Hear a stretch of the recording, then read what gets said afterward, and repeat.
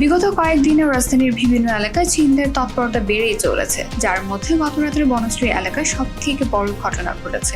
এক স্বর্ণ ব্যবসায়ীকে গুলি করে 200 ভরি স্বর্ণ ও নগদ 1 লাখ টাকা ছিনিয়ে নিয়ে যায় ছিনতাইকারীরা। এর একটি ভিডিও ক্লিপ ঘটনার রাতেই ভাইরাল হয়। এরপর থেকে আইনশৃঙ্খলার অবনতিতে স্বরাষ্ট্র উপদেষ্টার পদত্যাগের দাবি ওঠে।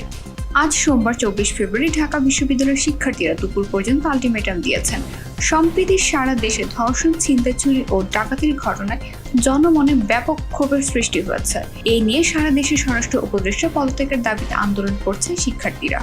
গতকাল রোববার 23 ফেব্রুয়ারি রাত 3:30টার দিকে হঠাৎ সংবাদ সম্মেলন ডাক দেন স্বরাষ্ট্র উপদেষ্টা।